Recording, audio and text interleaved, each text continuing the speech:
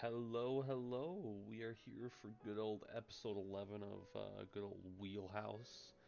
I haven't added anything since. I honestly don't remember what the last video was, even though I recorded them yesterday. Love that. Yeah, let's just get into a spin. A lot of the ones from yesterday have a lot of the same kind of stuff in them. So I'm hoping for something different, which I think Obreka will do, or Obeka, however you pronounce it. Did I do this right? Oh my god, I did this right first try. Oh my god.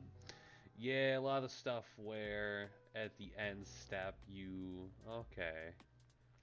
Yeah, that makes sense. This I'm surprised seeing on here. I mean, oh, I guess the myriad part. Yeah, that makes sense. That makes sense. Yeah, a lot of this stuff is at the beginning of end step triggers that you want to end at. Okay, yeah, that makes sense. I can. That's relatively speaking pretty easy. There's theft stuff and clone stuff, so I mean, really depends on what you want to go with. You can go with a mix of both in theory. Huh. Well, we'll end this here and just be back when I got it done. And here we are back for Obeka, Brute Chronologist. Tap, player whose turn it is may, keyword there, may end the turn. Exile all spells abilities from stack. The player whose turn it is discards down to maximum hand size. Damage wears off, and this turn and until end of turn effects end. Got some good old classic buy one get one's free. Some of these work in different ways, and I'm gonna explain them more than I normally would. Delina's exile at the end of combat step will always happen at the end of a combat.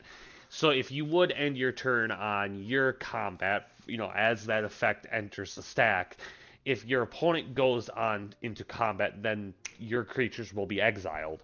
Unlike Flame Rush Riders, who doesn't have that token where it has this effect on it, won't work for Flame Rush.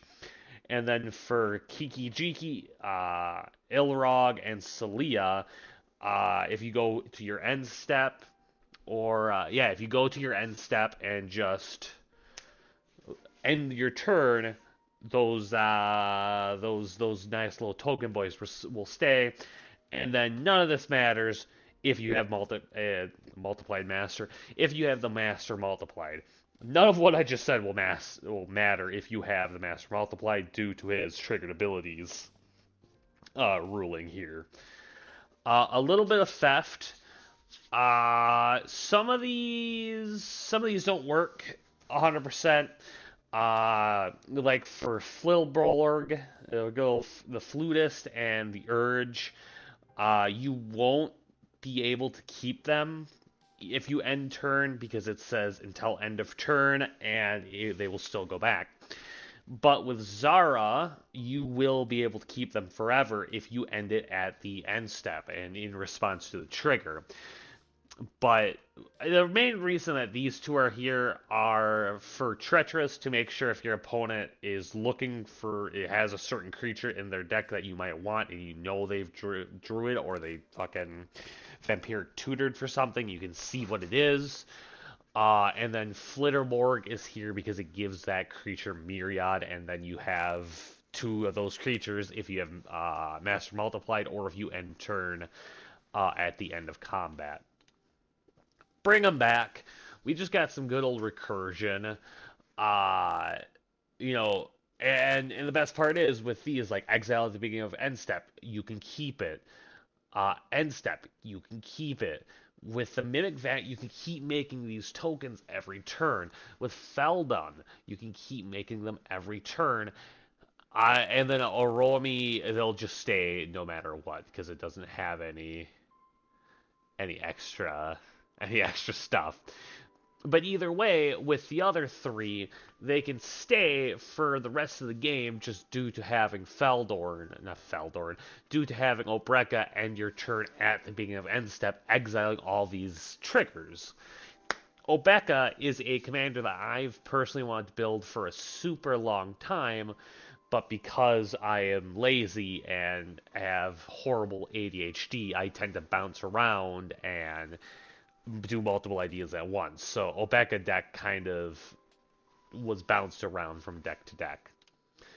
At end step, what end step? We have some beautiful things that would a little more beneficial than the other things I've shown that happen at the end step. Like sneak attack, you could bring some of your big beefy boys in, or stuff that you just don't have, like the black mana, the blue mana to pay for, or the mana in general to pay for. And because of that, you can keep it because it's an end step trigger. Hellkite, you can bring Obeka out early or late, just in case your mana's really bad right now, and end your turn and keep her.